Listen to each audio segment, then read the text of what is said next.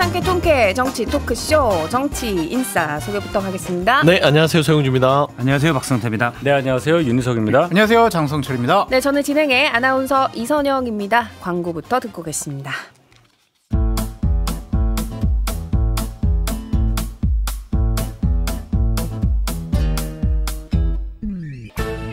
유쾌한 정치 토크쇼 정치인싸.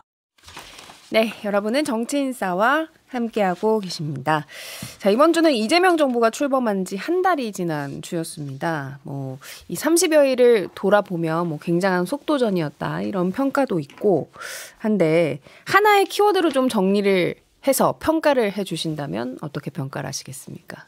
잘했다. 잘했다. 더 이상 할 말이 없어요. 100점 혹시? 99점. 오, 99점. 네. 1점은 왜 빠졌나요? 김민석 총리 후보자 논란이 조금 좀 흠이 된 것 같습니다. 저는 완급 조절 성공. 요 정도. 저는 실용. 강조된 메시지의 핵심을 보면 실용. 그리고 사실은 대통령이 되더니 이재명 대표가 바뀌었네. 이전 강성임 이제 그런 게 많았잖아요. 근데 그에 대한 어떻게 보면 좀 속내, 소회 이런 얘기를 쭉 들을 수 있었던 것 같아요. 근데 그 핵심은 실용인 것 같습니다. 네, 저는 정상화 같아요.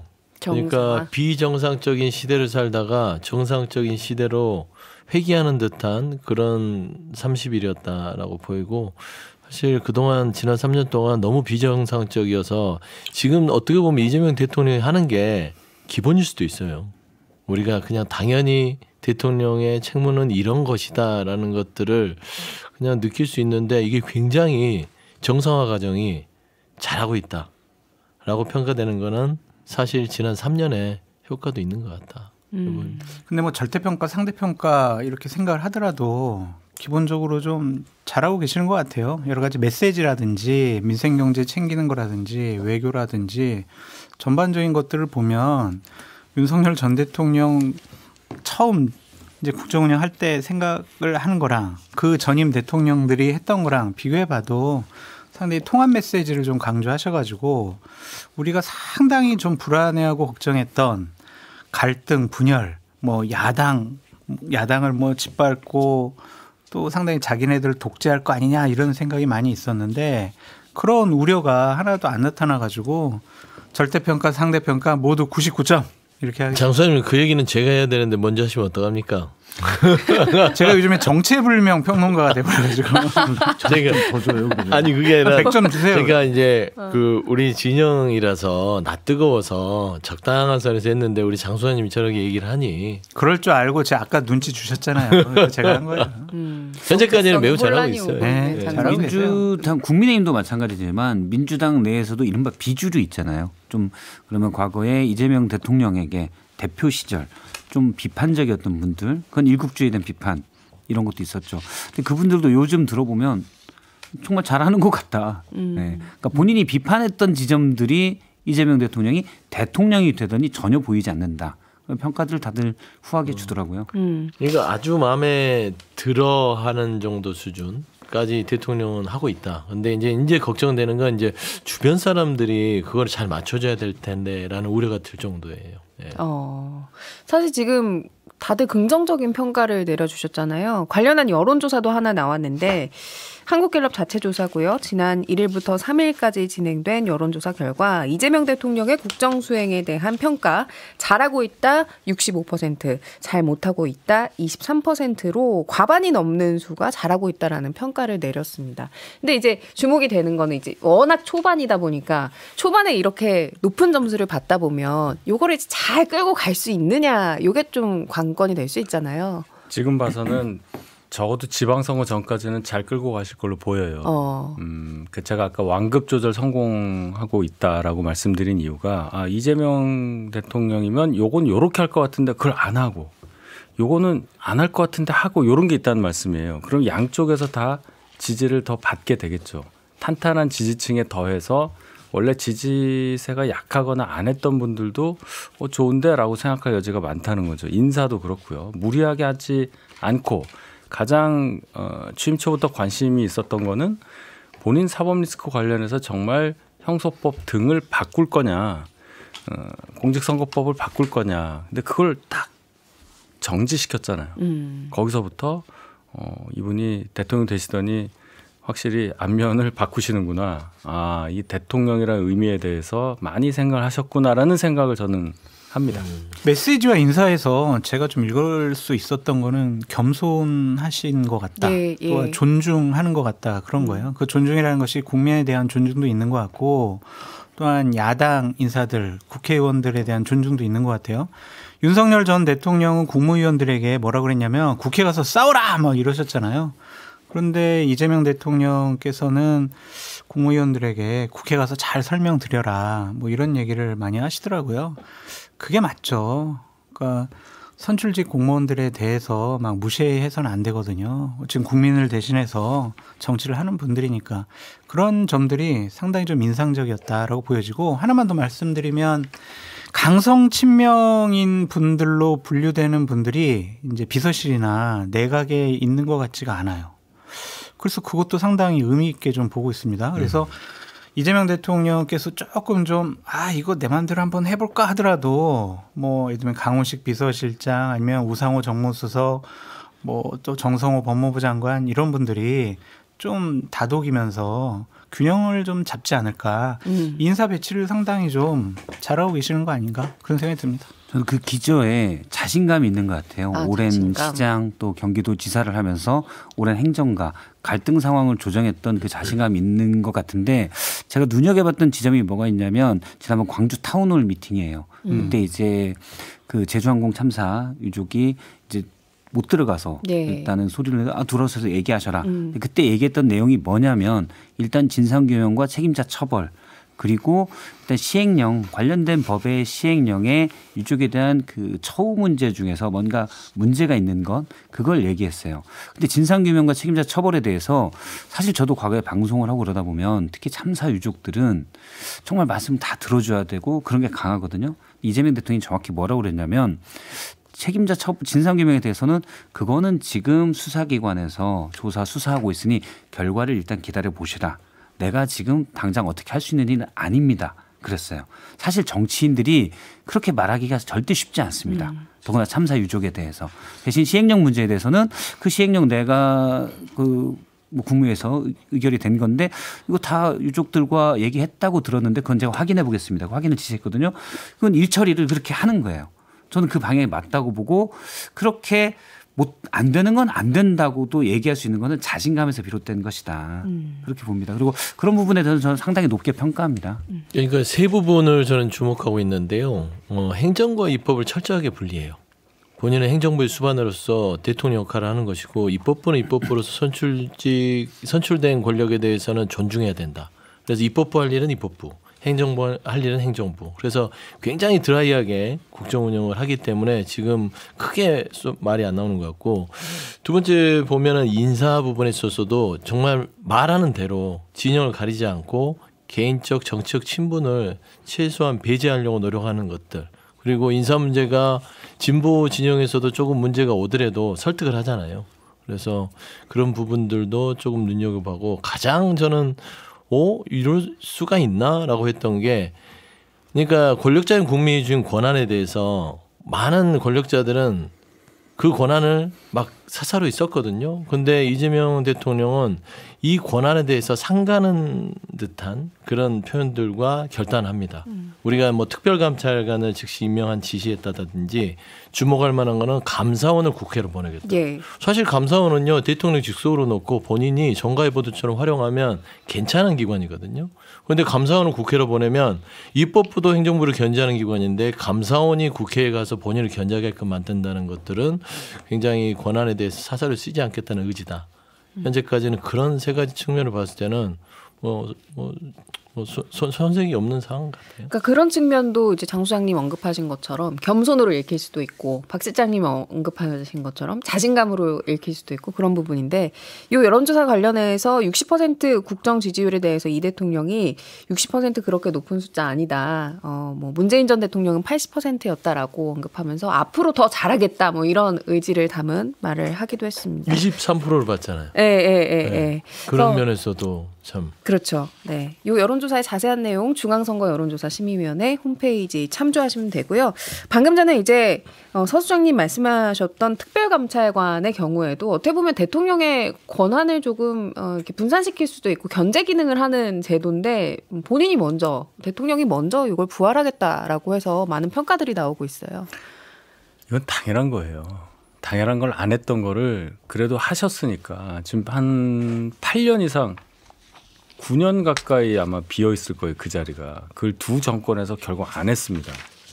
그런 상황에서 당연한 걸 하셨다는 것에서 평가를 드리고 이런 식으로 정치를 정상화해야 한다. 이 특별감찰관 임명을 정치라고 봐야 되냐 하는데 어쨌든 정치적인 이유로 안 됐다고 볼 수밖에 없잖아요. 뭐와 바꾼다 그때 그랬잖아요. 북한 인권재단 이사 지명과 바꾸자 이런 게 있었는데 이렇게 하나하나 하는 것에 대해서 누가 이거를 비난하겠어요.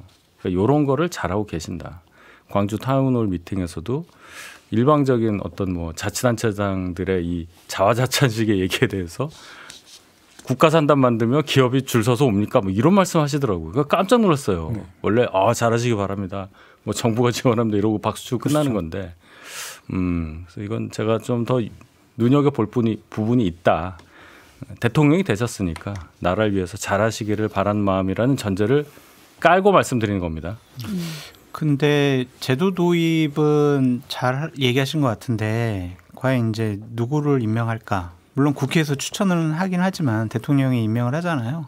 근데 민주당이 자신들의 진영에 있는 같은 편에 있는 사람들을 임명을 한다면 제대로 된 견제 기능을 발휘할 수가 없거든요. 그래서 일단 도입 취지, 의지는 정말 100점 만점에 100점인데 좀 이거는 평가 유보입니다. 누구를 임명할지를 좀 두고 봐야 될 것 같다. 그런 좀 생각이 듭니다. 일단 전 뭐 특별감찰관 임명하겠다는 의지를 밝기에 상당히 긍정적이고 이재명 대통령이 기자회견에서 얘기한 대로 사실은 이거는 이재명 정부를 위해서도 좋은 일이에요. 왜냐하면 권력에 있으면 엄청난 민원들이 들어오잖아요. 가끔 이 민원들은 이권과 연계돼서 불법의 경계에 있을 수도 있거든요. 그런데 핑계가 있습니다. 예를 들어서 뭐 친인척이나 또는 수석. 야, 이거 하면 특별감찰관에는 우리 걸려. 핑계될 게 생겨요. 사실 이런 그래서 이 예방 조치, 예방 장치를 만들어야 되는 거고 그걸 역대 정부가 계속 안 한 게 문제가 있는 거죠. 그래서 사실은 충분히 될 수 있고 그런 면에서 저는 대통령이나 대통령실이 제대로 된 특별감찰관을 추천해달라고 메시지를 낼 필요도 있다고 봅니다. 네. 근데 이제 뭐 일부 국민의힘에서는 이제 특별감찰관 관련된 이재명 대통령 의제에 대해서 좀 비판을 하기 위해서 사실상 특별감찰관을 국민의힘이 지정한 그 사람으로 하면은 받겠다. 예를 들면 예전에 그 누구죠? 뭐 친윤 검사로 유명했던 이번에 옷 벗었죠. 동부지검장이었던 그분을 특별감찰관으로 임명해라 이런 식의 얘기를 하는데 저는 그렇게 정치적인 목적으로 특별감찰관의 성향을 따지기보다는 중립적으로 좀 법률과 여러 가지의 능력을 고려해서 앉아 있는 게 훨씬 낫지. 거기에 국민의힘에 추천한 사람이 거기에 떡하니 앉아 있으면 그게 견제의 기능이 될까요? 그거는 정쟁의 요지밖에 안 될 것 같고 사실상 특별감찰관은 여야가 협의해서 아주 중립적인 사람을 앉혀놓으면 큰 문제가 없을 거라고 봅니다. 조금 전에 이제 서 수장님 말씀하고 싶으셨던 분이 양석조. 맞습니다. 네, 양석조. 그렇죠. 그러니까 국민의힘 같은 경우에도 이번 특별감찰관 건에 대해서 적극적으로 추천에 임하겠다라면서 의지를 불살았는데 사실 지난 정권에서도 특별감찰관 얘기가 계속 나왔지만 여야 합의가 불발되면서 이게 안 됐잖아요. 그러니까 대통령이 던지긴 했어도 이게 여야의 협의 사항이기 때문에 이게 안 될 수도 있다고 보세요? 될 겁니다. 이건 대통령의 의지가 강하기 때문에. 윤석열 정권 시절에는요. 윤석열 전 대통령이 안 하려고 그랬어요. 그러니까 이제 국민의힘도 눈치를 본 것이잖아요. 이번 대통령 의지가 강하기 때문에 여야 합의까지는 모르겠어요. 근데 뭐 한 명 한 명에서 한 2명 추천 올라갈지 그건 모르겠지만 뭐 곧 추천이 되지 않을까 그런 생각이 듭니다. 민주당이 압도적 다수당이기 때문에 됩니다. 국민의힘이 이제 저 사람은 아니야라고 반발할 수 있겠지만 민주당에서도 대통령의 의지를 읽는다면 정말 중립적이고 올곧은 사람으로 추천하는 게 맞다고 보고 그래서 저는 될 거라고 봐요. 우리 정치인사 이전에 멤버셨던 김준우 변호사님 같은 분이 하면 어떨까 막 그런 생각이 들어요. 갑자기 추천을. 네. 아니 그렇게 김준우 변호사 조금 보고 싶네요. 네. 딸깍발이 원칙 소신 있는 그런 분들이 하는 것이 어떨까. 정치인사 예전 멤버라서 혹시 서정욱 변호사에게 깜짝 놀랐습니다. 아니죠? 아니 거기 공식 멤버는 아니셨잖아요. 김준우 변호사님. 지난번에 윤석열 정부에서 사실상의 그 특별감찰관 기능을 하셨던 걸로 한때 소문이 났어요. 특별감찰관은 아니었던 것 같은데. 자, 아무튼 요거는 지켜보도록 하고, 자, 이제 장관 인선도 거의 이제 슬슬 마무리가 되어 가고 있습니다. 뭐 이제 대거 후보들을 추천을 했는데 청문회가 있어야겠지만 어떤 인선이 가장 논쟁적이라고 보셨는지. 뭐 많이 얘기 나왔잖아요. 농림부 장관, 송미령 장관. 여전히 뭐냐. 문제라고 보세요. 왜냐면 이제 기자회견 때도 이 부분 관련해서 이 대통령이 얘기를 했거든요. 왜 임명을 하셨는지는 좀 이해가 가긴 합니다. 이분이 정권 교체됐으니까 곧 자리를 물러날 거라고 생각해서 보여줄 수 있는 상식적인 수준을 훨씬 넘어선 답변 태도를 보였다. 잘 준비해서 신임 대통령의 질문에 굉장히 잘 답변을 했다. 그걸 눈여겨보고 계속 일을 하자고 했다. 요거는 이해가 가는데 그래도 이분이 양곡법 관련한 그런 말을 갑자기 본인의 생각을 바꾸는 과정이 너무 급작스럽잖아요. 아직 마음이 안 풀리셨군요. 그러니까 저는 다 좋아요. 뭐 능력이 있고 능력이 있으시니까 장관에 지명이 되셨을 텐데 상황이 바뀌었으니까 내 생각이 바뀌었다. 물론 정치인이 면은 뭐 그렇게 말할 수도 있지만 야 장관이 농정을 하는데 몇 달 사이에 그렇게 바꾸는 거를 저 말 하나로 설득할 수 있다고 생각했다면 오산이에요. 그러니까 농민단체도 들고 일어나는데 저는 농민단체에서 얘기하는 그런 것보다도 일단 설명이 너무 부족하고 뭐 벼 재배 면적을 줄인 상태에서 뭐 어떻게 한다 이런 식으로 이렇게 말을 하시던데 결국은 그거는 부족하다. 더 설명을 하거나 아니면 글쎄요. 직을 받는 과정에서 도대체 뭐가 작동을 했는지 저는 굉장히 궁금합니다.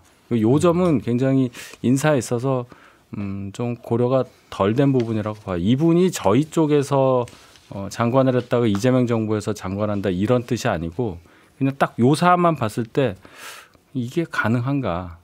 불과 몇 달 전의 얘기와 지금의 얘기가 너무 달라서 드리는 말씀입니다.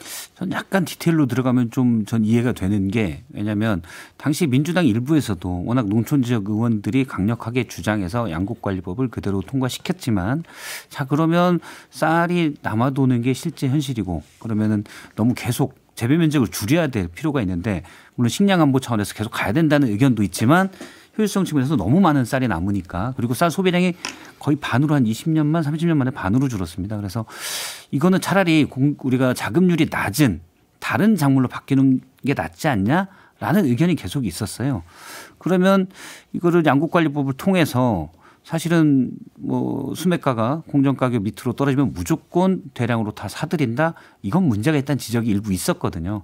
그런데 제가 알기로 송미령 장관이 국무회에서 그런 문제점을 얘기하고 대신 재배 면적을 줄이는 조건으로 해서 여기에 어떤 디테일들을 감안해서 계속 얘기를 했다고 봐요. 이 부분이 이재명 대통령을 설득한 걸로 보이고 당시 양곡관리법 때도 만약 민주당과 국민의힘이 이런 부분을 잘 협의가 됐으면 그때 통과되지 않았을까라는 생각도 듭니다. 그러니까 정치적 갈등이 윤석열 정부 때 너무 심했기 때문에 양쪽 다 민주당도 그냥 밀어붙이는 경향이 있었고 또 국민의힘도 협의에 응하지 않았던 측면이 있었고 이게 사실은 지금 정부가 바뀌면서 과거의 장관과 지금의 대통령이 협의가 됐다.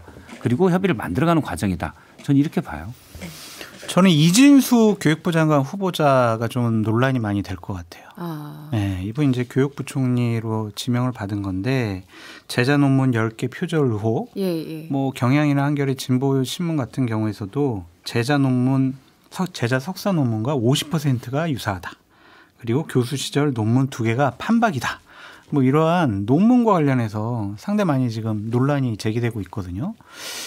다른 분은 몰라도 참 교육부 장관 후보자가 이렇게 논문과 관련해서 여러 가지 의혹을 받는다면 이것은 청문회 과정 중에서 상당히 좀 문제가 될 수 있지 않을까 그런 생각도 듭니다. 이진숙 후보자 같은 경우에는 낙마까지도 가능성이 있다고 보시죠? 그렇게 보여져요. 그러니까 이게 조금 좀 여러 가지 교육 정책도 그렇고 이게 논문 표절이라는 것 그리고 제자들 막 논문을 이렇게 갖다 썼다 이런 것들이 이게 교육부 장관 후보자로서 쉽게 통과될 수 있을까 막 좀 그런 생각이 듭니다. 그러니까 지금까지 밝혀진 것만 이건데 여러 가지로 뭐 한두 개 더 나오게 된다면은 쉬워 보이진 않는다. 그런 생각이 들어요. 저도 이제 장 소장님하고 비슷한 그런 우려를 얘기를 하려고 했는데 먼저 말씀하신 것 같고요. 아닙니다. 네. 그러니까 뭐 인사청문회가 그냥 조용히 지나갈 일은 없고요. 다만 돈이 많은 게 흠은 아니다. 더러 뭐 후보자들 중에 기업인들이 많고 뭐 한성숙 후보자라든지 뭐 한성숙 후보자라든지 두산 뭐 에너빌리티 뭐 등등등 기업인들이 많이 이번에 등용됐지 않습니까? 그래서 그들의 기업인 활동에 있어서의 이해 충돌이라든지 재산을 가지고 문제 삼는 거는 큰 어떤 뭐 우려는 없는데 다만 이진수 교육부 장관 후보자가 저는 굉장히 우려스러워요. 제자 논문에 대한 표절이 사실이라면 이거는 교육 수장으로서 교육 윤리에 굉장히 저해가 되는 사항이고 이 부분이 법적인 부분도 해당이 될 수 있어서 저는 이진수 교육부 장관 후보자는 일단은 조금 지켜봐야 될 것 같고 적극적으로 해명을 통해서 전체 1기 내각에서의 오명이 되는 후보자가 되지 않도록 저는 좀 대비를 했으면 좋겠어요. 그래서 좀 심상치 않다. 저는 그래 봅니다. 이 본업과 관련된 일이니까 이건 아마 커질 거예요. 이진숙 후보자는 다른 부처가 아니고 교육부 총장 출신. 맞아요. 그런데 논문 이 문제가 나오고 제자 논문 카피 이런 게 나오면 뭐 많이 듣던 얘기잖아요. 못 버팁니다. 제가 볼 때는. 제가 궁금한 거는 본인이 잘 알 거 아니에요. 논문 자기가 제일 저자로 교신 저자 정도로 올릴 거를 자기가 제일 저자로 올린 거 아니에요. 그런 게 여러 개 있다는 거 아니에요. 본인이 제일 잘할 텐데 제의가 들어왔을 때 나 이거 걸리는데 이 생각 당연히 들 거 아니에요. 근데 그래도 된다고 생각했던 그 의식이 굉장히 궁금하고 물론 사실관계는 더 봐야 되겠지만 국무위원은 아니더라도 이제 본업에 충실한 관점에서 볼 때 국세청장 후보자로 지명된 임광현 후보자 같은 경우는 본인이 이제 차장까지 하다 나왔으니까 세무법인 만들었을 거 아니에요. 1년 9개월 동안에 100억이 넘는 매출을 올렸다. 분명히 문제가 나올 겁니다. 알겠습니다. 저도 뭐 얘기해도 되죠? 아니요. 안 돼요. 아니, 그렇게까지 목이 메면서 얘기할 필요 없습니다. 말을 끊으려니까 마음이 안 좋아서 목은 맸는데요. 지금 시간상 저희가 여기까지 얘기하고 이행기님의 마음을 충분히 이해해서 네. 박 실장님 말은 광고 듣고 와서 듣도록 하겠습니다. 잠시만요. 지금 여러분께서는 6회, 상쾌, 통쾌한 정치 토크쇼 정치 인사를 듣고 계십니다.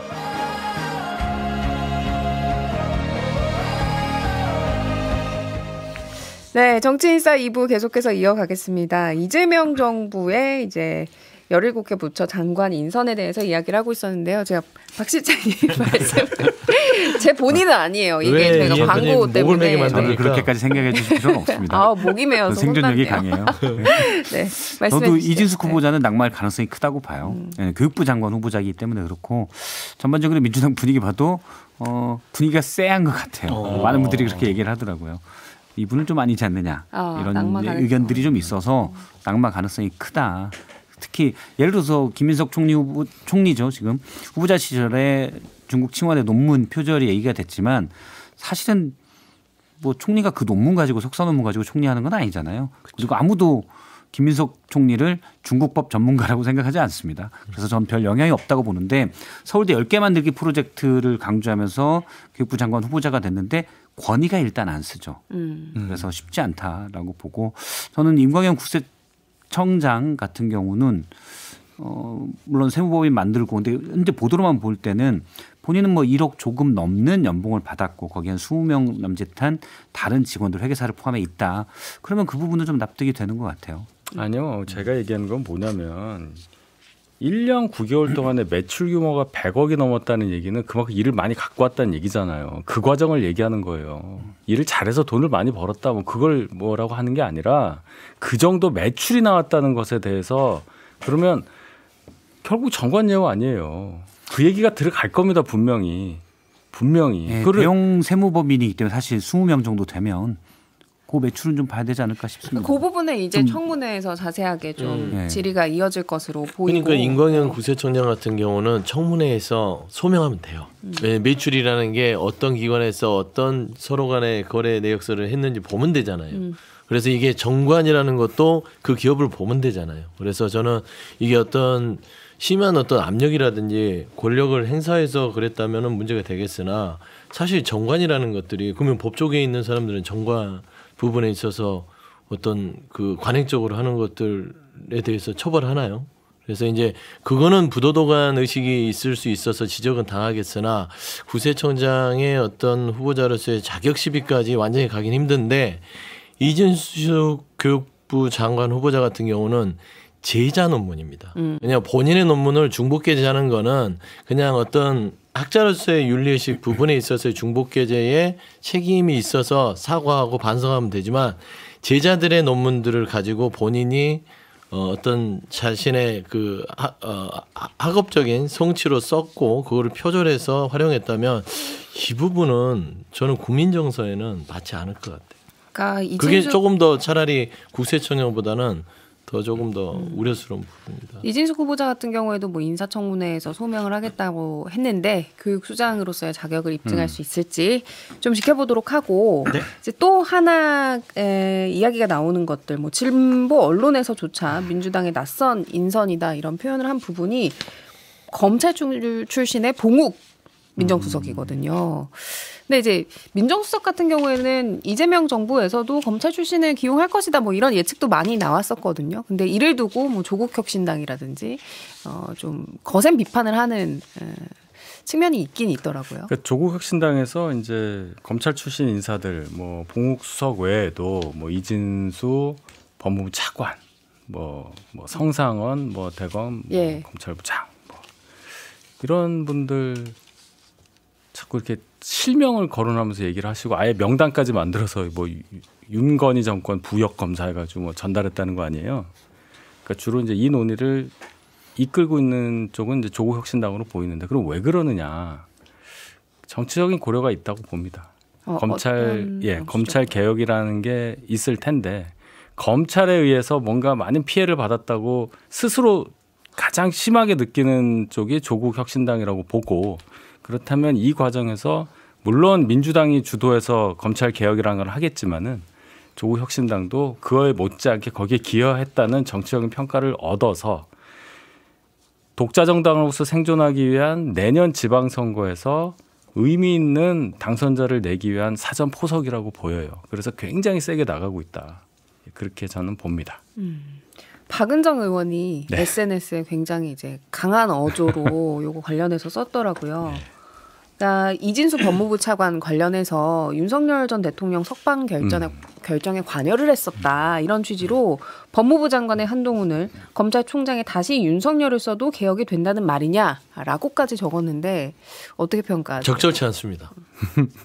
그러니까 물론 이제 사적 감정을 가지고 그렇게 세게 발언을 하실 수 있겠으나 저는 최소한 새로운 정부에서 검찰 개혁을 위한 인사들을 하는 거에 있어서 그게 다소 본인의 입장에서는 아니면 또 사적으로 본인도 검찰 출신이라서 그 안에서 핍박받았던 기억들 때문에 정말 분이 못 풀려서 할 수 있겠으나 윤석열 한동훈이라는 부분들까지 비유해서 현 정부의 인사를 흔든다는 것은 좀 크게 숲을 보지 못하고 나무만 보는 것 같아요. 그래서 사실 이재명 대통령이 그랬지 않습니까? 시멘트 덩어리가 아니라 콘크리트가 로서의 조직이 돼야 자갈도 넣고 볼에도 넣고 해야만 단단해질 수 있다고 보는 것이고 검찰개혁 봉욱, 이진수 이런 분들이 친윤석열 이 검찰과 연관이 있다 하더라도 현재 검찰개혁이요. 마지막 스스로 검찰개혁을 할 수 있는 기회를 주는 거예요. 그들 스스로 개혁을 할 수 있는 기회를 줄 테니 한번 해보시오라고 하는 것이지 사실상 입법해서 제도적으로 통과시키고 대통령의 힘으로 검찰개혁 하려면 못하겠어요. 저는 그런 부분에서 박은정 의원께서 좀 이해를 하셔야지 개인적인 여러 가지 사견으로 윤석열, 한동훈 두 분을 비유하는 것은 조금은 많이 나갔다. 그렇게 보입니다. 상임위에서 발언하는 거 봤는데 정말 뭐 야당 의원이 공격하는 것처럼 대단히 막 세게 발언을 하시더라고요. 그래서 좀 깜짝 놀랐는데 어쨌든 야당은 야당이죠. 조국 혁신당도. 그래. 정체불명의 지금 평론을 하시는 겁니다. 야당이지 조국. 아니 그래도 조국 혁신당이 그래도 지난 대선 과정 중에서 이재명 대통령 만드는데 연합하면서 같이 선거운동했잖아요. 그래서 야당이라고 얘기를 할 수가 있겠나? 범여권으로 일단 지칭하고 섭섭한가 보죠. 범여권. 왜 그런지는 알겠지만. 왜 그래요? 뭐 어디 들어가 계시잖아요. 아니 근데 이제 전반적으로 인사를 보면은 급하게 하지 않겠다라는 것으로 보여져요. 무엇을? 검찰개혁, 사법개혁을 그냥 이전처럼 어떠한 한 인사가 고집과 신념을 갖고 밀어붙이지 않겠다. 그러니까 정성호 법무부 장관은 대표적인 온화한 대화 타임론자잖아요. 예. 그분이 어쨌든 좀 차분차분히 하겠다라고 하셨고 이재명 대통령께서도 추석 전까지는 좀 얼개 정도 마련하는 거 이렇게 얘기하셨잖아요. 그럼 그건 예, 속도 조절을 한 것이다라고 해석을 하신 거예요. 그렇게 봐야죠. 근데 정성호 법무장관 후보자 휴대전화 메모가 포착이 됐잖아요. 검찰 개혁하려면 신속하게 하자 이런 내용이었는데 이건 그게 이제 본인이 쓴 건지 누가 이제 보낸 건지 그건 좀 확인을 해봐야 될 것 같은데 정성호 의원 자체가 뭐 급하게 하실 것 같지는 않아요. 여러 가지 메시지를 종합을 해보면 국회에서의 여야 간의 대화 타협, 같이 안을 만들어보고 사회적인 합의를 이끌어내겠다라는 것으로 보여지거든요. 그래서 이전처럼 막 급하게 무언가를 좀 바꾸려고 민주당이 압도적인 국회 의석을 갖고 자기들 마음대로 법을 개정을 해가지고 검찰개혁을 빠른 시일 안에 완수하겠다. 그렇게 보이지는 않습니다. 현재까지는. 저도 뭐 인선 같은 경우는 조직에 있다 보면 다들 그런 거 느낄 겁니다. 뭐 약간씩의 라인이 있다고 가정을 했을 때 예를 들어서 인사를 잘한다는 거는 어떤 사람이 언론사를 예를 들면 국장이 됐을 때 제일 본인이 볼 때 일 잘하는 사람들을 밑에 부장에 두는 거예요. 그럼 각 부장들은 제일 일 잘한다고 생각하는 사람들을 자기 밑에 반장이나 뭐 차장 이렇게 두는 거거든요. 그래서 서로 인재 확보전이 벌어지는 거죠. 근데 예를 들어서 어떤 뭐 특이하게 어떤 회사에 라인이 있어서 국장이 가고 다른 라인이 됐어요. 근데 직원이 뭐 어느 정도 제한적인데 일 잘하는 사람은 저쪽에 저분은 저쪽 라인에서 정치부장이고 뭐 사회부장 했으니 쟤네들 빼고 그러면 이건 엄청난 손실이에요. 일 잘하는 사람들은 사실은 라인과 거기에서 이상한 나쁜 짓을 하지 않았다면 그런 거 상관없이 대부분 어느 조직이나 중용되는 게 사실 그 조직이 잘 되는 길입니다. 아마 빼고 나면 일 못하는 사람들만 남게 돼요. 그러니까 저는 뭐 이진수 차관이나 예를 들어서 뭐 다른 정진우 중앙지검장이나 이분들 개인적으로 모르고 일에서 어떤 평가를 받는지는 제가 겪어보지 않았으니까 정확히 모르지만 지금 조국 혁신당에서 얘기하는 이들은 안 된다라는 이유는 설득력이 떨어진다고 봐요. 그러니까 예를 들어 뭐 윤석열 대통령 시절에 심우정 검찰총장 시절에 잘 나갔다. 그럼 그렇다고 해서 이분이 행동 자체가 어떤 아주 선을 넘은 것들이 있었냐. 물론 몇 가지 기소 사건을 두고 얘기하는데 제가 볼 때는 타당한 이유들도 있습니다. 기소할 만한 이유도 있었고 예를 들어서 한 분은 선고유예 판결을 받았는데 선고유예가 무죄는 아니거든요. 그러면 그런 부분들을 그러면 묻어놨어야 되느냐. 그건 별개의 문제다. 그리고 이순수 차관도 제가 뭐 들어보면 그 대검 회의에 석방주의를 직시항고를 하지 않은 심우정 총장의 회의에 참석했다고 하는데 그때 상이 있어서 못 갔대요. 검찰 내부 사람에게 물어보니까. 그래서 물론 이분이 친윤인지 어떤지 모르겠어요. 근데 그런 이유로 일단 빼는 거는 넌 절대 안 돼. 뭐 다른 이유가 있다면 모르겠어요. 빼는 건 맞지 않다. 그럼 그 배경에는 앞서 윤희석 전 대변인이 얘기했듯이 정치적 이유 사실 조국 혁신당이 검찰 개혁을 기치로 내걸고 만들어진 당이잖아요. 예. 그래서 더 세게 가자 이런 건데 저는 그 부분에 대해서는 이재명 대통령이 얘기했던 부분 사실은 무조건 다 해체하고 뭐 얘기했다보다 취지인데 해체하고 그러면 분해는 좋겠지만 기분은 좋겠지만 사실은 뭐 형사사법 체계에서 서민들이나 또는 형사사건 피해자들이 받을 수 있는 피해들이 있거든요. 그래서 신중하게 가는 게 맞다고 봅니다.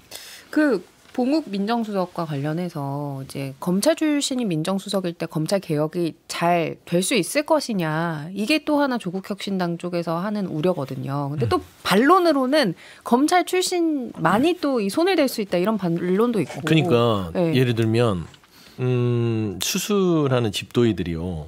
예를 들면 치과 의사가 예를 들어서 뇌 수술을 할 수 있을까요? 같은 의사지만. 그러니까 개혁을 할 때는 그 조직을 아는 사람이 어디를 이렇게 개혁을 해야만 건강해질 수 있다라는 걸 알 수 있을 거 아닙니까? 그런 차원에서 접근을 해야지 이걸 인류적으로 옛날 정권과 걔를 같이 했던 사람이기 때문에 안 돼. 그러면 검찰이면 안 돼. 조직이니까 봐줄 거야. 근데 그런 시스템이 아니에요. 그러니까 말씀한 대로 장 소장님도 그랬잖아요. 예전에는 한 사람이 주도해서 계약을 힘으로 밀어붙이려고 했던 부분에 있어서 어떤 실패했던 경험이 있기 때문에 그렇게 하지 말고 조금 더 속도도 조절하면서 입법부와 행정부가 손발을 맞춰가고 검찰을 잘하는 사람 앉혀서 순차적으로 한번 개혁을 단단하게 해보자. 이번엔 제대로 해보자. 라는 의지와 결단이기 때문에 저는 그런 부분에 있어서 왜 본인들 주장만 옳죠? 또 대통령의 입장도 옳을 수 있잖아요. 그러니까 일단은 결정권자는 현 정부이기 때문에 현 정부의 진행 상황을 지켜보고 나서 좀 온화한 어떤 입장 표명을 하는 게 어떻겠냐 싶어요. 몇 달 전하고 전혀 다른 말씀을 하시니까 몇 달 전에 저 똑같은 소리를 제가 왜 본인들만 맞죠? 이런 말은 정말 제가 감명 깊게 들었습니다. 계속 이런 자세를 견제해 주시기를. 알겠습니다. 감동스러운 표정이에요. 그래요? 윤 대변인님 제가 목이 맵니다. 분량 확보를 위해서 제가 국민의힘 얘기로 좀 저희는 듣겠습니다. 저는 국민의힘 너무 큰일 났네. 요즘에 예. 아니 보라이트 안철수 혁신이가 출범했잖아요. 예, 예. 어떻게 잘 될 것 같으세요? 일단 혁신위를 안철수 의원 정도 중량감 있는 분이 맡으셨다는 것은 긍정적으로 봐요. 원내에서만 한정한다면 안철수 의원 외에 맡으실 분이 있을까 싶습니다. 그것까지는 좋은데 첫 일성부터 뭐 백서 만들겠다 하시니까 그러니까 그 백서 관련해서 조금 트라우마 있으시잖아요. 그러니까 이 총선 백서라는 게 작년에 그 조정훈 의원이 저희 그 총선 패배 관련해서 예. 정책 의도를 갖고 만들었다가 결국 표지도 못 보고 그냥 끝난 거 아니에요. 그 레토릭을 구사하면서 혁신하겠다고 그때보다 훨씬 더 심각한 상황인데 그러한 정치적 메시지는 별로 효과가 없어 보이고 그 내용을 먼저 말씀하시는 게 어떨까 싶었어요. 혁신이가 뭘 하겠다보다는 무엇을 주장하겠다는 본인의 방향을 먼저 말씀하셨으면 좀 기대를 했을 텐데 뭐 예를 들어 여러 가지 얘기는 장성철 소장이 여러 방송에서 하셨잖아요. 뭐 인적 청산이라든지 뭐 당의 의사결정 구조가 어떻게 됐다든지 아니면 뭐 내 의사 안 받아주면 나 안 한다라든지 그런 게 없이 그냥 가니까 봐야 되겠습니다. 중간중간에 무슨 말씀을 하실지 그리고 이제 구성도 뭐 원내 둘, 뭐 원외 둘, 뭐 바깥에 둘 이렇게 뭔가 이렇게 좀 나눠서 하는 느낌. 뭐 연락 안 오셨어요? 그럴 리가 없습니다. 그래서 그렇게 꼭 뭐 원내, 뭐 당, 박, 뭐 이렇게 막 딱 둘둘둘 이렇게 나누는 것도 너무 좀 기계적이고 혁신이라는 이름이 안 맞아 보여요. 예, 그런 느낌입니다. 예. 사실 말씀하신 백서가 네. 정말 우리가 왜 잘못됐는지 원인을 분석해서 그걸 좀 잘 고쳐보자라는 취지로 만들어지는 게 사실은 원래는 원칙이잖아요. 근데 백서가 약간 누구의 탓을 하게 되는 저격용이 되는 분위기가 있어서 여러 가지 이제 정치적인 해석이 따라붙는 거잖아요. 문서를 만들어 본 사람들은 알죠. 문서의 내용은 얼마 안 되는데 그거를 만들기 위해서 막 표지부터 시작해서 목차부터 해서 여러 가지 구성부터 해서 별로 중요하지 않은 게 많이 들어가죠. 혁신이 관련해서 문서 만드는 것보다 저희가 왜 뭘 혁신해야 하고 혁신하기 위해서 뭐가 원인이고 모르는 거 아니지 않습니까? 간단하게 얘기해도 될 건데 형식부터 말씀하셔서 제가 안타깝다는 말씀을 다시 한번 거듭드립니다. 백소 의미 있죠. 당연히 만들어야죠. 선거 졌으니까 왜 졌는지 좀 체계적으로 여러분들의 얘기를 들어봐서 역사의 기록으로 남겨놓는 것은 상당히 의미가 있습니다. 근데 그것은 혁신이가 할 일의 한 11번째 일이에요. 첫 번째, 두 번째, 세 번째 일이 지금 눈에 안 보여요. 그러니까 인선을 정말 누구로 할 것이냐랑 이런 조건을 걸었어야 해요. 처음부터 비대위원장에게 우리 혁신이가 결정하는 사안에 대해서는 비대위원회에서 한 글자도 고치지 마라. 다 받아들여라. 정권을 줘라. 그랬어야 되는데 오늘 이 시점까지도 그런 얘기가 전혀 나오지 않아요. 그리고 백서 만드는 것도 생각을 해보세요. 처음에 안철수 위원장이 뭐라고 했냐면 비대위와 상의해서 백서 TF 만들어가지고 백서 만들겠습니다 이랬거든요. 그럼 비대위와 호흡을 맞춰간다는 거잖아요. 과연 그게 혁신의 의지가 있는 것이냐 좀 생각이 들어서 아쉽습니다. 혁신할 수 있는 거는 인적 청산을 해야 되고요. 지도부 선출 규정 바꾸면 됩니다. 다른 혁신 할 필요도 없습니다. 근데 그것에 대해서는 아직 뭐 생각만 하고 계신 것인지 아니면 생각 못 하시는 것인지 알 수는 없지만 그런 움직임이나 논의나 생각이 나오질 않아 가지고 저는 혁신위의 미래에 대해서는 상당히 부정적이고 회의적으로 바라보고 있습니다. 저는 뭐 백서를 자꾸 지난번 조정훈 TF장 때 백서도 그렇고 언급해서 국민의힘 내부에 우리가 잘 모르는 인쇄소가 있나 이렇게 백서를 좋아하는지 모르겠어요. 뭔가 놀고 있는 인쇄소가 있어서 뭔가 일을 시키는 것 아닌가 그런 의문이 좀 들고 저는 백서를 하겠다는 건 뭐냐면 뭔가 처방을 내려야 되잖아요.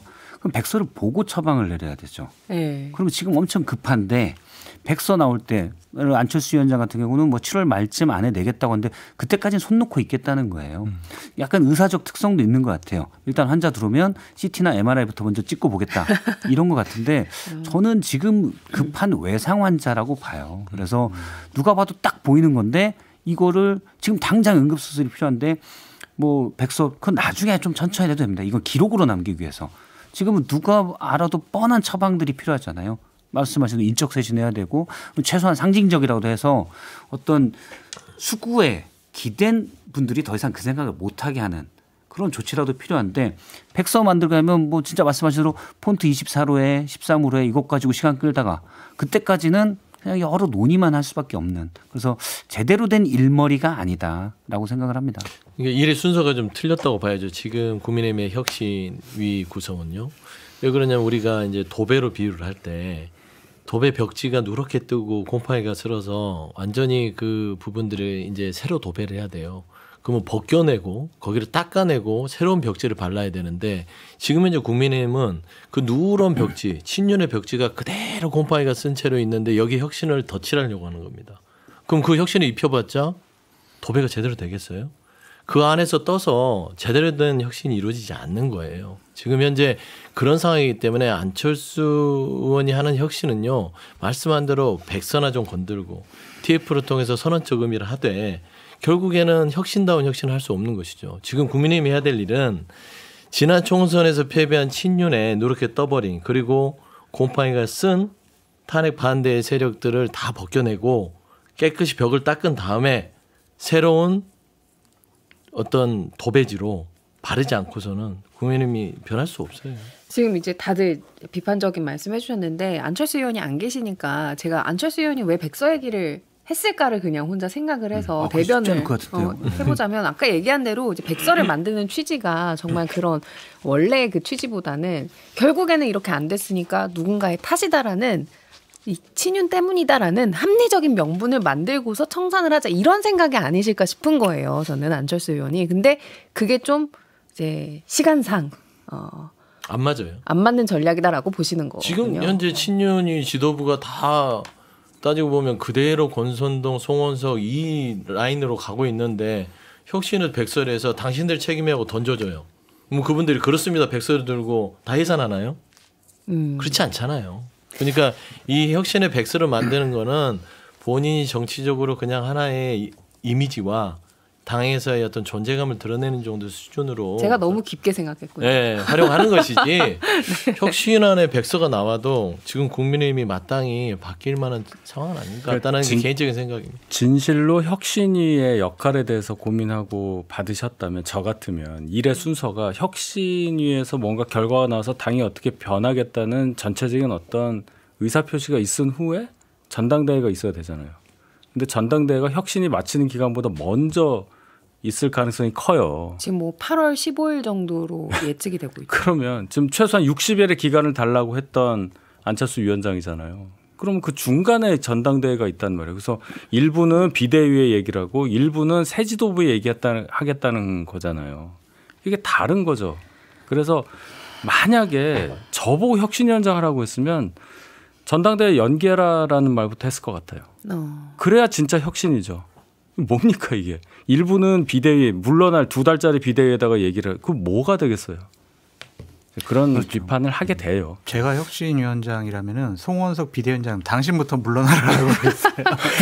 아니 왜냐면은 지난 탄핵 과정 뭐 윤석열 전 대통령 체포 과정 중에서 관저 앞에서 윤석열 지키자 막 이런 사람들 있잖아요. 불법적인 체포 중재해라. 대통령을 지키자. 막 이런 사람들. 그 45명. 그 사람들은 뒤로 빠져야죠. 거기에 대표적인 인사가 송원석 비대위원장인데 그분 비대위원장이고 당직자들 봐보세요. 다 영남권에 계신 분들 아니에요. 정점식 의원, 네. 김정재 의원. 그렇죠. 네. 뭐 전략기획부총장 이런 분들을 다 경부, 구미 이렇단 말이에요. 기재위원장은 또 이미자 의원 또 이제 선정을 했고 다 대구, 경부, 영남 쪽 분들이잖아요. 혁신을 어떻게 해요, 이걸?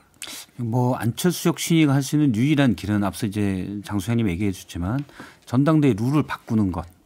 백서보다도 사실 그걸 만약 한다. 그래서 민심 100%로 하겠다. 국민의힘 지지층도 보지 않고 그걸 관철시킨다면 그건 인정하겠습니다. 근데요. 송원석 비대위원장이 딱 규정했어요. 룰을 바꿀 생각이 없다. 룰을 왜 바꾸냐. 룰을 바꿀 필요성이 없다. 이렇게 규정을 해버렸어요. 그러니까 민심을 더 반영해야 된다는 의견에서 그럴 필요 없다. 뭐 이렇게 써낸 거잖아요. 비대위원장이 그런 얘기하면 안 되죠. 혁신이가 지금 그렇죠. 발족을 했는데 룰을 안 바꿔 이렇게 규정을 내려버렸잖아요. 가이드라인. 네. 그러면 안철수 혁신위원장은 그럼 나 안 해. 그렇지. 하고 나와야 돼요. 그렇죠. 그리고 본인이 전당대회 나오고. 근데 하고 싶어해. 왜냐하면 혁신이 막 이걸 막 하고 싶어 하긴 해요. 본인이 존재감이 없었고 네, 그런 부분에 있어서는 뭐 혁신이 요원하다. 알겠습니다. 안철수 혁신이 출범 얘기까지 해봤고요. 저희는 광고 듣고 다시 돌아오겠습니다. 네, 정치인사 이번 주 방송은 여기까지입니다. 저희는 다음 주 토요일 11시 5분에 다시 인사드리도록 하겠습니다. 고맙습니다. 감사합니다. 감사합니다.